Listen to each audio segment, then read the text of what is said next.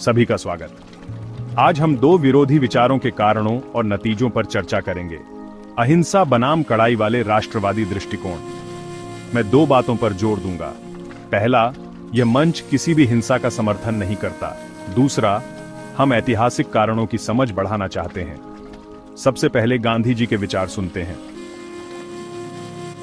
मेरे विचारों का आधार सरल है, सत्य और अहिंसा।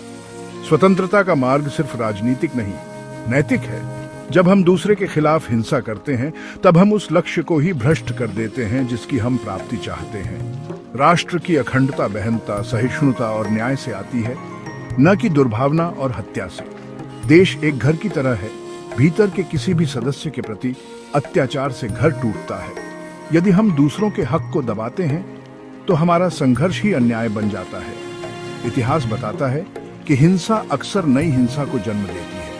मैं आग्रह करता हूं, नीति, संवाद और अहिंसक प्रतिरोध से समस्याओं को सुलझाएं। धन्यवाद। अब गोडसे के तर्क सुनते हैं।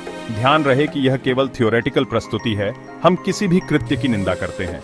मैं यह नहीं कहता कि हत्या अच्छा है, पर मैं उन नीतियों पर प्रश्न उठा रहा हूं जिनसे हमारा समाज कमजोर हुआ। कई लोगों का मानना है कि गांधी जी के कुछ फैसले, सांप्रदायिक मामलों में उनका रुख, जिनके कारण वे मुसलमान नेताओं से समझौते की ओर झुके, भारत के हित के विरुद्ध गया।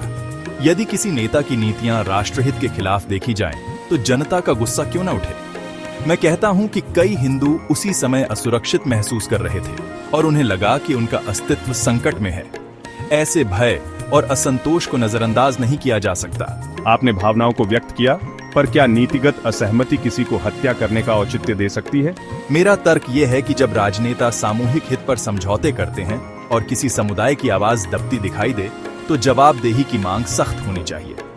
मैं कहता हूं कि अगर शांतिपूर्ण तरीकों से कोई बदलाव नहीं आता, तो लोग कठोर कदम उठाने को प्रेरित हो सकते हैं।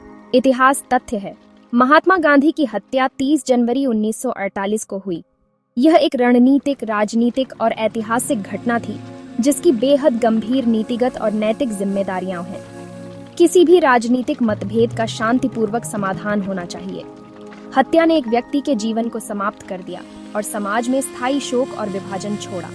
हमें समझना चाहिए कि भय, असुरक्षा और राजनीतिक असंतोष किस तरह हिंसक राजनीति को जन्म दे सकते हैं, पर साथ ही यह भी समझना जरूरी है कि हिंसा का परिणाम अक्सर अपूरणीय क्षति है। लोकतंत्र में विरोध का रास्ता अदालतें, प्रेस, विधि और जनमत से ही होना चाहिए। हत्या किसी भी परिस्थिति में तर्कसंगत विकल्प नहीं बन सकती।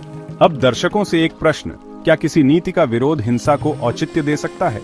यदि किसी समुदाय को सच में खतरा दिखे और लोकतांत्रिक चैनल काम न कर रहे हों, तो क्या अक्रिय रहना ही उपाय है? अक्रियता नहीं, पर अहिंसक संघर्ष, सत्याग्रह, नागरिक अवज्ञा। इतिहास में ऐसे अनेक उदाहरण हैं जहां कड़े बदलाव बिना रक्तस्राव के संभव हुए। साहस का मतलब बंदूक नहीं, बल्कि नैतिक दृढ़ता भी हो सकता है। लोग चाहते हैं कि उनके स्वर सुने जाएं, पर मैं यह भी कहता हूं कि स्वरों की सुनवाई के लिए व्यवस्था में सुधार आवश्यक है। हिंसा कभी स्थायी समाधान नहीं दे सकती। हिंसा पर प्रश्न पूछना आवश्यक है, लेकिन हत्या को सही ठहराना इतिहास की गलत व्याख्या होगी। हम आज यहाँ इसलिए हैं कि इतिहास से सीख लें कैसे डर, असुरक्षा और कमजोर संवाद समाज को विभाजित करते हैं और कैसे नैतिक विकल्पों की कमी कटु परिणाम दे सकती है। किसी भी संघर्ष का न्याय संगत तरीका वही है जो जीवन और अधिकारों का सम्मान करे। हमारी आज की बहस का उद्देश्य केवल किसी को दोषी ठहराना नहीं, बल्कि समझना है कैसे नीतियां बने, लोग क्यों असंतुष्ट हुए और भविष्य में कैसे हम वैचारिक टकराव को हिंसा में तब्दील होने से रोक सकते हैं। मंच पर एक बात स्पष्ट है, हत्या किसी भी तरह से स्वीकार्य नहीं है।